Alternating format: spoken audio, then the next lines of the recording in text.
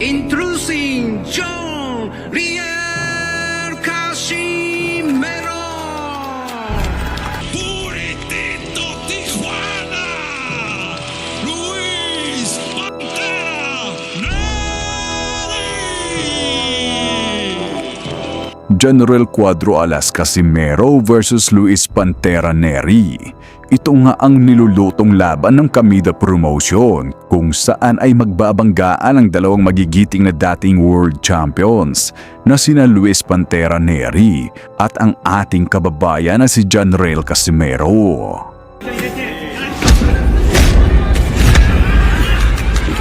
Arriba un misil.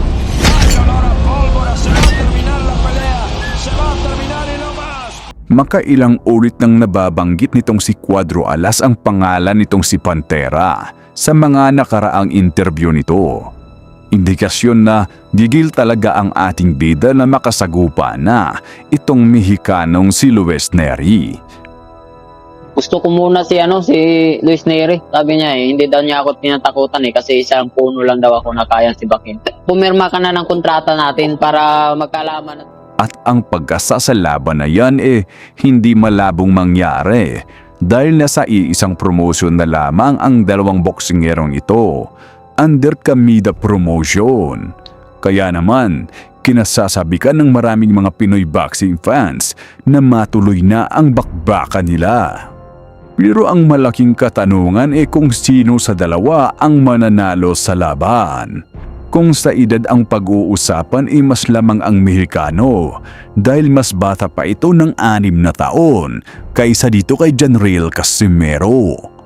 Mas mataas din ang knockout ratio nito. Con ambas manos dando una cátedra de boxeo. El que a pesar de tener 21 añitos, atacando de nuevo, se calma y se va a la lona. Cuestión de tiempo, cuestión de tiempo. Vamos a ver. Pero di naman nagkakalayo ang karanasan ng dalawa sa pakikipaglaban. Si Luis Neri ay may impresibong record na 37 wins with 28 knockouts at may 2 talo lang. Habang ang ating kababayan ay mayroong 35 wins with 24 knockouts at may 5 talo.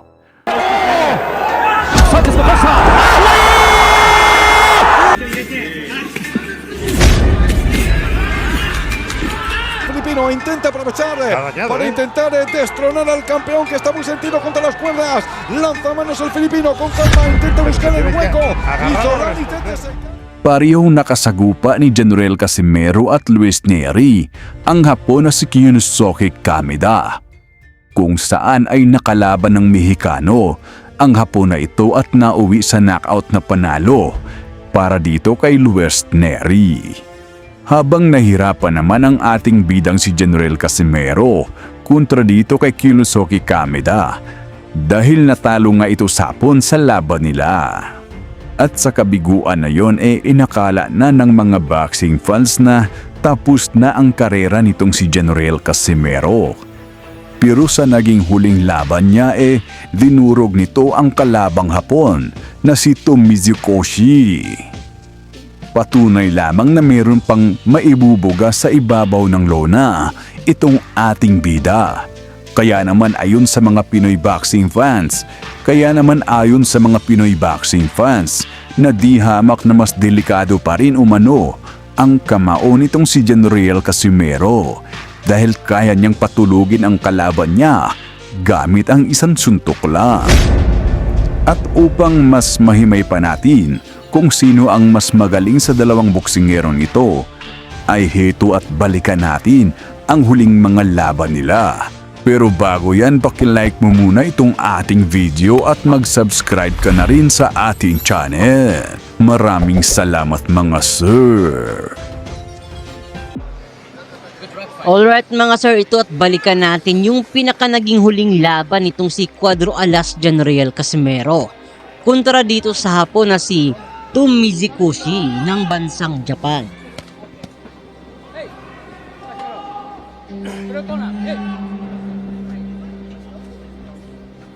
Dito sa laban na to ay nasagot ni Casimero kung yung tanong ng mga fans kung kaya pa ba niyang manalo sa mga laban.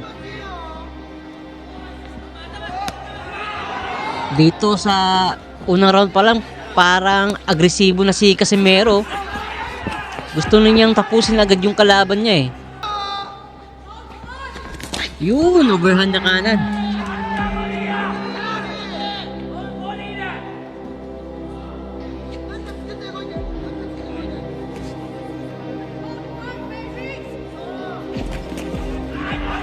Pero naka-counter din yung Hapon dun tumama sa bodega.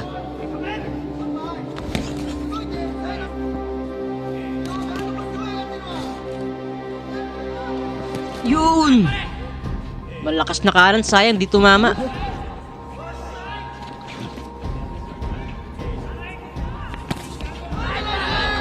So sa laban na to pala nasa featherweight o 126 pounds lumaban itong si Casimero. So mukhang nadala niya naman yung power at saka bilis niya dito sa laban eh. Mabibigat pa rin yung mga atake ni Cuadro Alas. Yun! Sayang, nakaiwas yung kalaban Bigig, tumama yung magkasabay yung kanan na tumama yung ng dalawang boksingero dito. Ayun nagkatamaan sila dito pareho.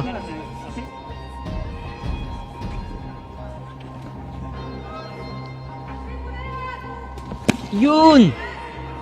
Kaya lang napapansin natin dito kay Casimero ngayon, ibang-iba na yung galawan niya kumpara dun sa naging panalo niya dati kay Zolani Tete na mabilis yung footwork.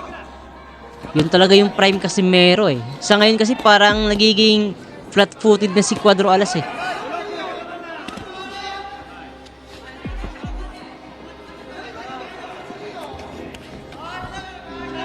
So siniset up ni Casimero dito yung kanyang pamatay na kanan. Yun, tumama din yung Hapon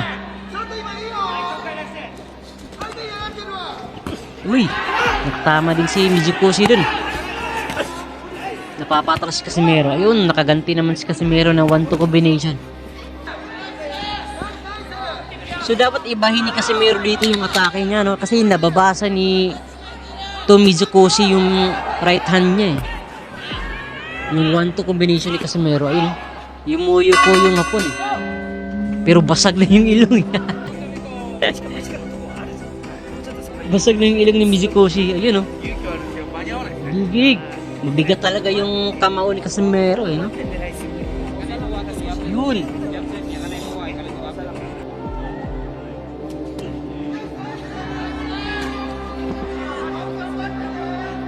So kung matuloy yung laban ni Casimero kay Luis Nery, parang ganito din si Luis Nery yung nakikipagsabayan, hindi tumatakbo na kagaya ni Kameda.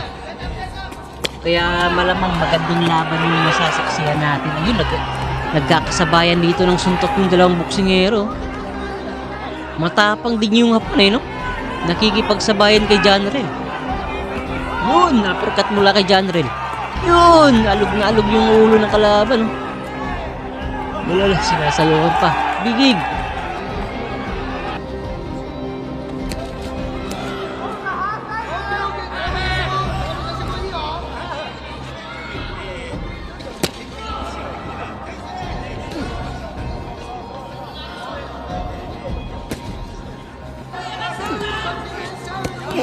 Yun. 3 punch combination na yun, wala na. Sabog na yung ilong ng kalaban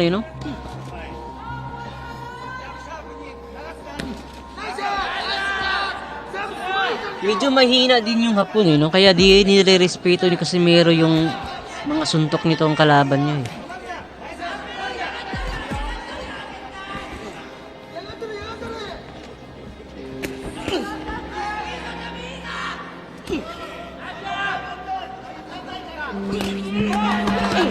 Yun, nakatama din yung si Mizukoshi dun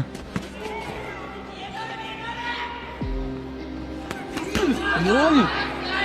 Yun yung delikado kay Casimero. Wide open si Casimero dun Mabuti na lang di tumama yung counter ng kalaban. Ayun ayun, tumama pala yung kanan ni Mizukoshi. Pero wala, mas malalakas talaga yung mga binibigay ni Casimero dito. Tinatawanan lang ni General eh. Yun!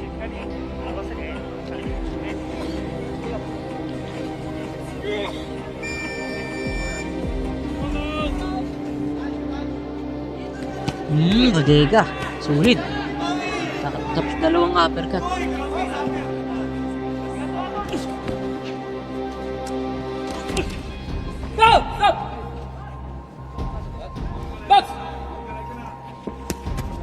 Yun, ganda ng combination kasi meron dun.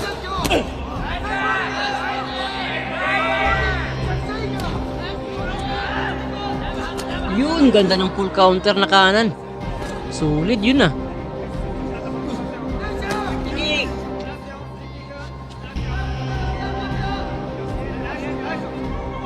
Pero medyo bumagal na din si Casimero dito sa laban na to eh, no? Hindi na kagaya ng dati.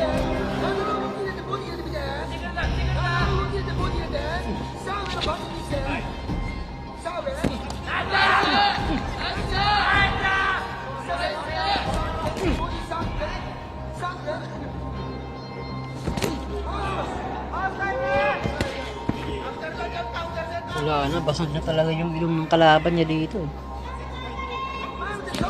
Yun, 1-2 combination na naman, tumama. Yun, alog na naman yung ulo ng kalaban, no? Lakas talaga ng kanan ni Casimero.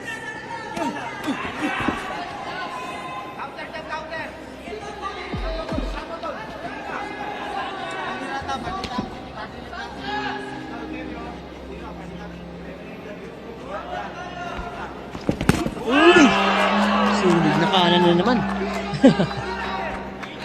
Naawa na rin si Casimero sa kalaban eh. Durog-durog pa eh.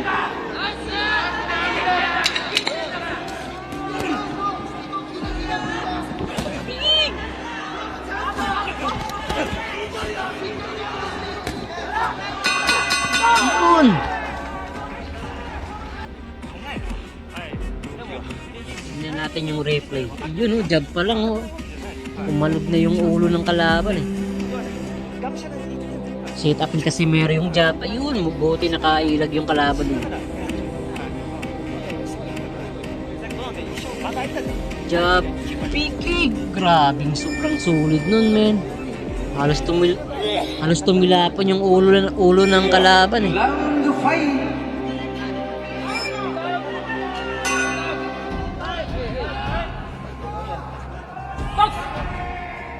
Okay, nasa round 4 na tayo.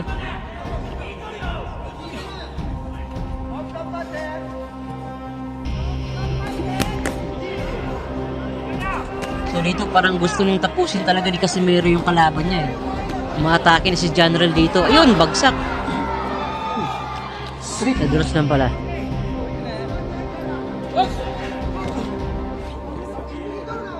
Wala, mukhang bibigay na tong kalaban eh.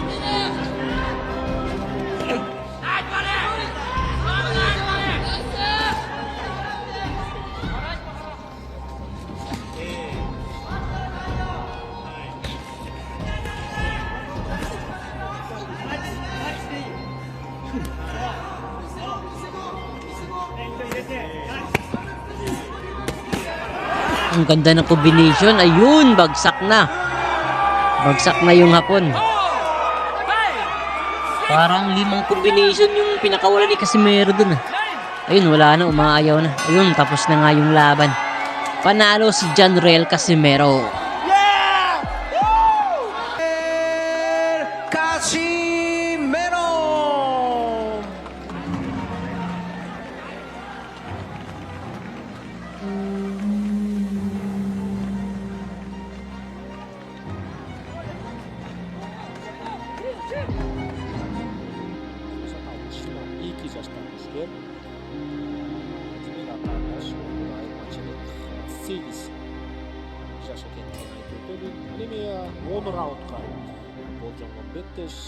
Мексикалық күріштерін қазіргі алып, әлемде тайландық күріштерін жашылып мексикалалы. Бұға шейін аргентиналық жаңа ошанма елі филиппиндік күріштермен өткізді. Филиппиндік күріштермен Нидерландыға келішке жеткен. Жаш күріштермен Африкада қазіргі алып жаштығы 57 kilogram deb qancha yigitga borib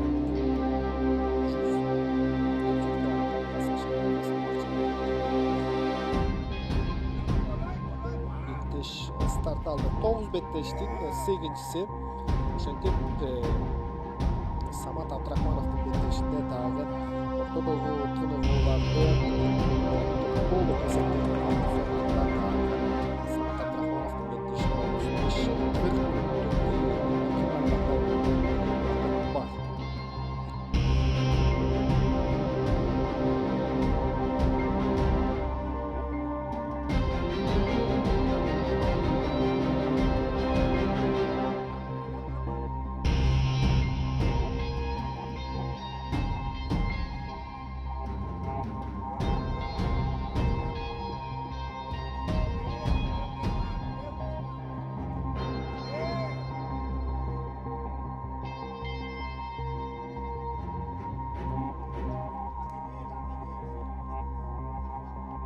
Algachqı raund hem 10 raund buga cheyingi Bettesh'ler ko'pchilik 6 gana raunddan bo'lib жатқан.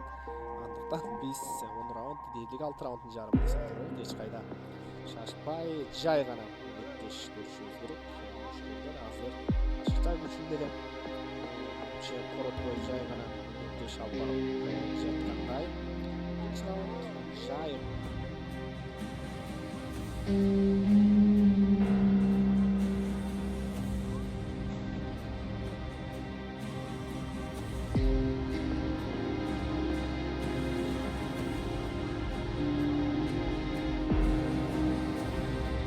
Жетінші раундта Bettesh qiziydi hozir. Bunda harakatda ko'ralikmiz Emi g'anamda. Sol qo'ldan Meksikalik qo'shiqlar Neri tarafdan quvvatli so'qqa uzatildi. Qildoq qo'ygan Neri ikkinchi raundda qo'sha boshlaganday.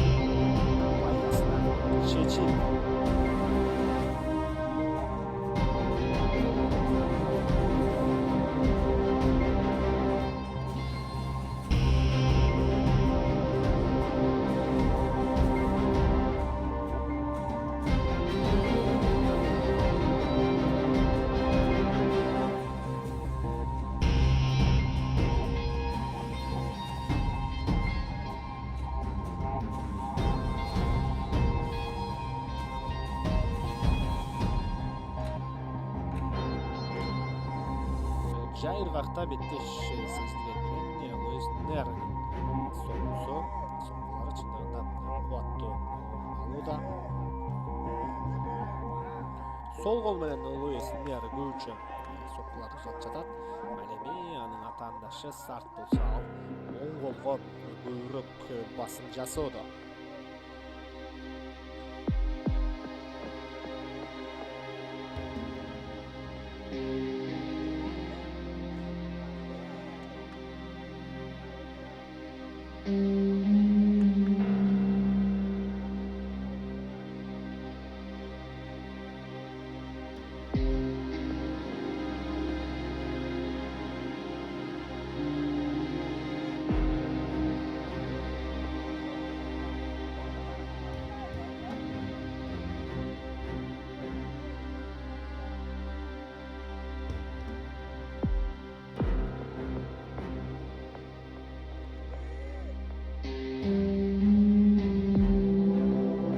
round bilan qirqillab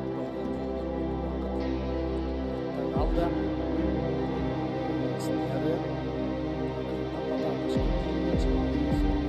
Fatullo yaxshi.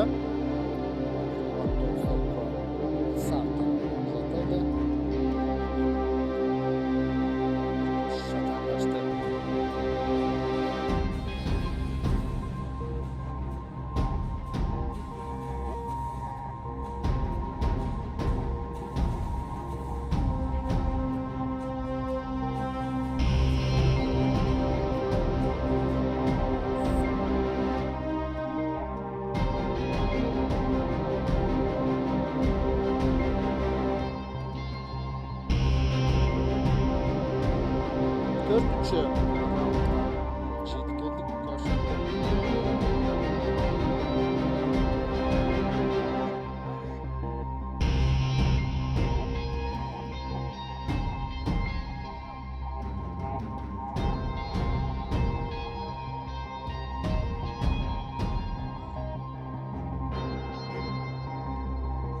Жана менимче мындай ыргактагы беттештин натыйжасында биз 10 раундтун толук курулуна жакындашабыз. Эми 4-чү гана раунд менимче эч нерсе айтпай койсок деле көрүлсөй, бирок азыр бир абдан жай ыргактагы беттешке ортоктош болуудабыз.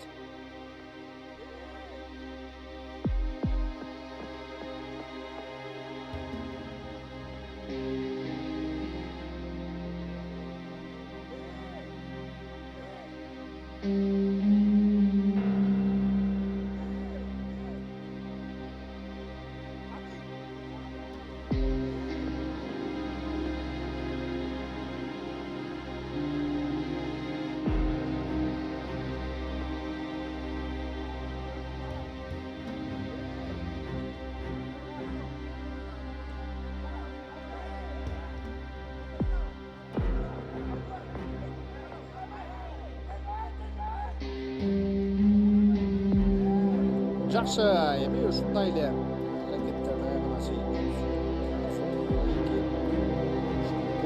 бири аябай эч кандай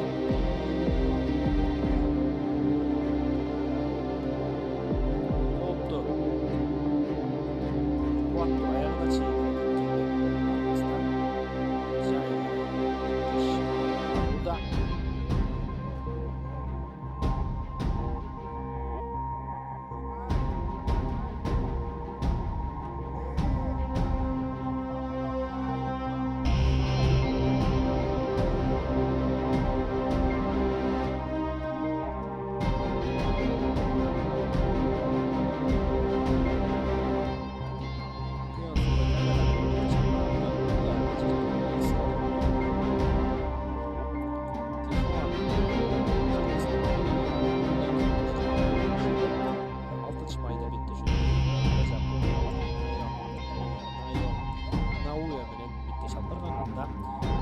Japoniyada futbolchi ilk raundga sozulgan bitish 6-cı raundda жыйынтыкталып мексикалык мушкер биз болуп жаткан мушкер жеңилип калган. Ушундай жалпысынан жеңилүүлөрдүн экөөнү гана тизмектей турган болсок, акыркы жолу 2024-6 майда жеңилген Токиодо жана 2021-жылда Брэндон акшылык мушкер Брэндон Фигурага жеңилип калган. Анда акшда Калифорнияда беттеште 12 раундга созулган беттеш 7-чи раундда соңуна жеткен. Ушундай кесиптүү карьерасы эң алгачкы жолу 2012-5 майда өткөргөндү айтып өткөндө жергиликтүү мекендеши Хосе Гауда беттеш алып барып 4 раундга созулган беттеште алгачкы раунд менен жеңишти камсыздаган. Экинчи беттеште раунд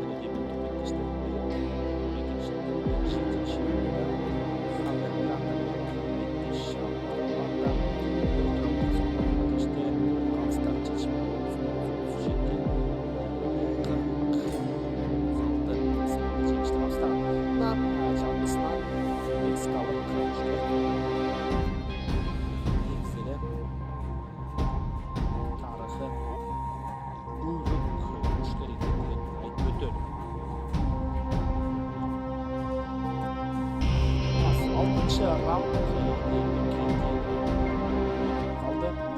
Беттештерде 2003 жылы 24 августта